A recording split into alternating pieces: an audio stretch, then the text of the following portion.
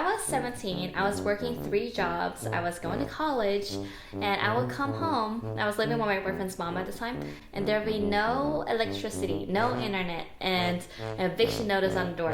And I was the only one who could pay all the bills, and we've only been together for a month, but I was like, oh yeah, this is the guy I'm gonna spend the rest of my life with. Why would I not pay all his mom's bills?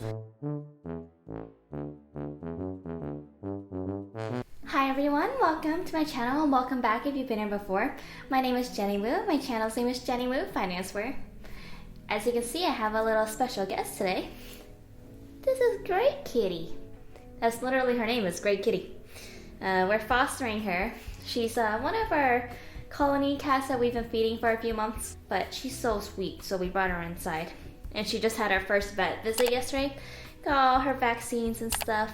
She's nice and healthy. It's our first time out since she went to the vet, so now she's a little startled. So in this video today, I'm gonna be making like a dear 17-year-old self. If you didn't know, I am currently 25 years old, so that's 8 years ago.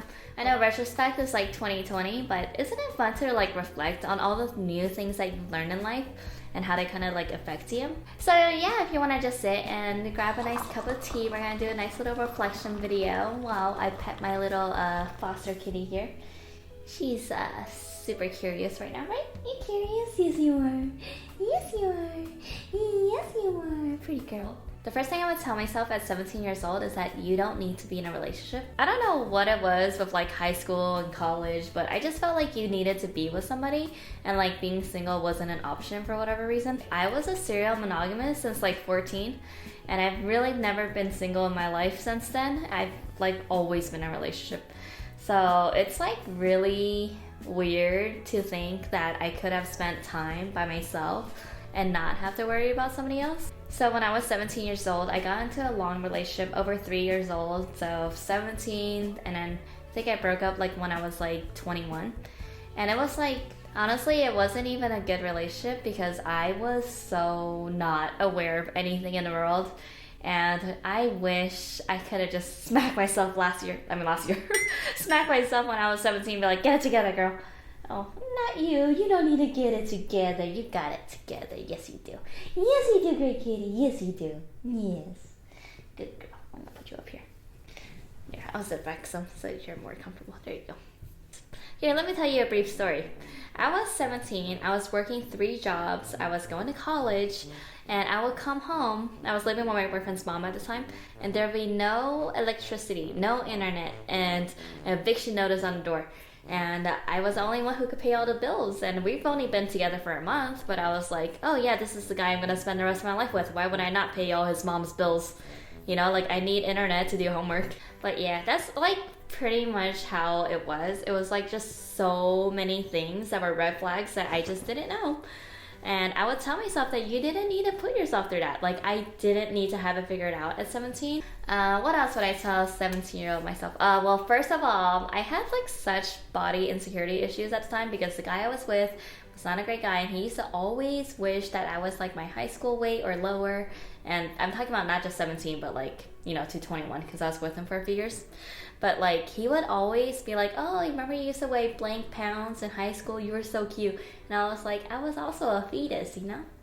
So I ended up getting like a lot of body dysmorphia, like feeling like I freaking weighed a ton when I was so skinny back then. I'm so mad at myself. Now I have like that guilt, you know? Like now the guilt has just grown, but now I like carry that with me. And it's like, it sucks, you know, because there's no reason you should have to feel bad about your weight when you're a perfectly healthy weight. One of the things I regretted about being 17 and that age range was just like I really isolated myself from my friends because I was in that relationship and he was not a good guy. So he would just like not allow me to speak about my relationship to anybody, and it was just like he really isolated me and didn't allow me to have relationships outside of him. And I really regret not fostering those relationships more because, you know, friends, I can't say friends are for life, and then, you know, boyfriends come and go. Boyfriends come and go, to an extent until you find your person. But I really wish I didn't like put my friends on a back burner like that. Like I felt so bad. There's just like years of my life that I don't remember being there for anybody because I was so consumed in this relationship and trying to make it work. But all that effort to try to make a relationship work that wasn't even meant to be is just like so much wasted energy, and I totally regret that. Oh my god, the regret is so high. So when I was 17 years old, I discovered my love for finance, and I love finance because I was working at Starbucks at the time, and there was this guy who came in every single day, and he always used like the Starbucks mug to save 10 cents. He always just got a coffee and sat with a newspaper and his laptop, and he was very nice. His name was Will, I believe. And he would see me, like sweeping the floors and, cleaning. Because, oh my god, when I worked at Starbucks, they had me on this thing called store support, and they just had me clean literally nonstop. Like, am I a janitor?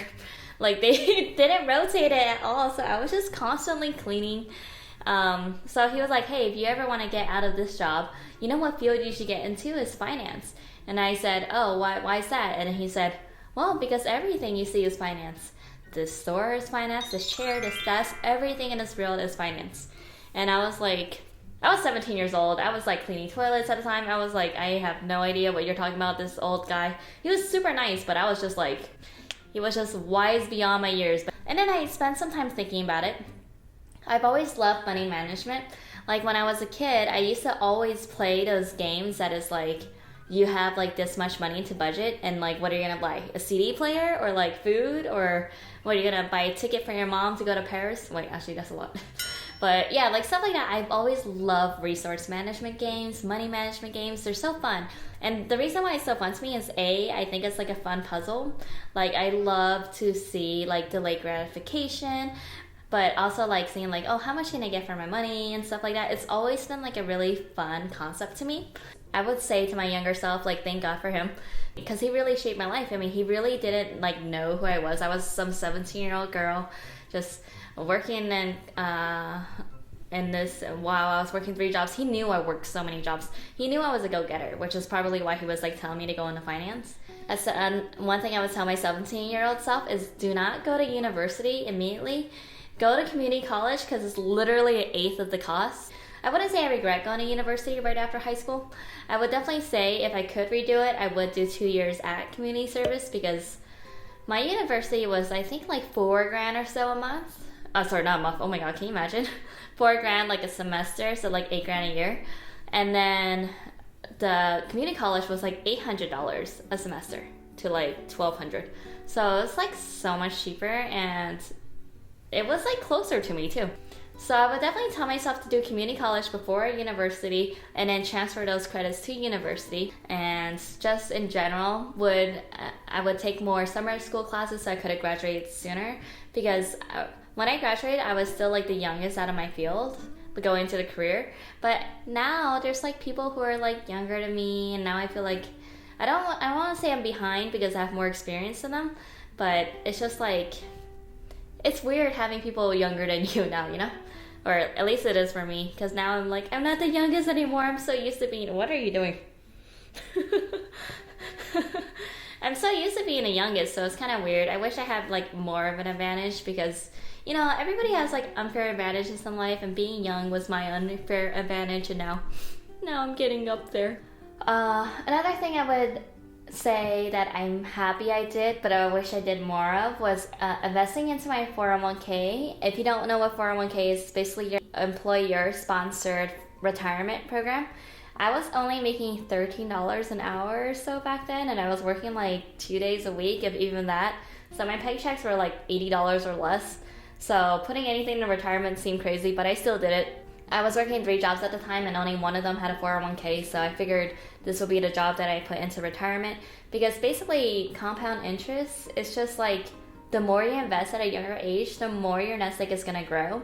So I knew that it was important because I went to school for finance. I knew the importance of compound interest. So I said, even if it's just 5% or something, 10, 15%, I'm going to put it into my retirement. So I think that's probably one thing I would tell myself is like, don't be shy with the 401k. Like, especially with how much the stock market has grown since I started investing, like when I was 17, 8 years ago. It's grown so much. Oh, another thing, speaking of investing, I would definitely put more money aside into an investment account, like for example, Vanguard, which is the one I currently use. But I used to just put everything into a long-term savings account, which is good, you know, like it was an online savings account, so the freaking rate of interest was 2.25 at the time or something like that, something like super high, and now it's like 0.4 or something. But I would definitely say instead of putting all my money into a savings account, I would have put it into Vanguard and invest in the stock market and take on more risk rather than doing long-term savings. Because I don't know why I thought I needed so much money for a rainy day, but I way oversaved for a rainy day. But luckily I ended up having to pay for, well, not luckily, but I ended up having to pay for college, which made a huge dent in my savings. Includes this video for what I would tell my 17-year-old self.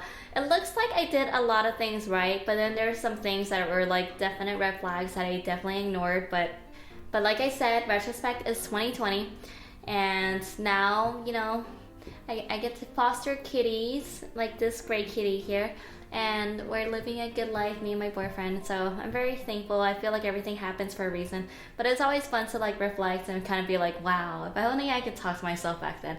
Like, you did some things good, but you really should have kicked them to the curb a lot sooner. So if you're over 17 years old, what would you tell your younger self? I'm kind of curious, what are people like? How do you feel about your childhood? I never had like a party phase. Like in high school or college, I never partied. Like I never even had my first sip of alcohol until 21. So I definitely didn't have any party phases to regret. I was definitely a study buddy, a study bug, and like a total work body. Like maybe I worked too much. Maybe that's my regret. Well, if you enjoyed this video of me just rambling with my little foster kitty, give this video a like, just for her.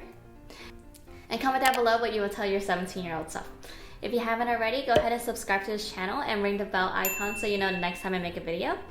I don't know if Gray Kitty will be in the next video, but we're taking care of her for now. She just got her shot, so she's really, really tired. But she's so sweet, you see? She hasn't even meowed once. My other cat, you just like look at him and he just meows. He's just a complainer. But she is just a sweet pea. Oh, actually, you know, if you have any name ideas, let me know because we haven't named her yet. Right? Gray Kitty? Yes, she is. Yes, she is. Okay, I hope you guys enjoyed this video. Bye.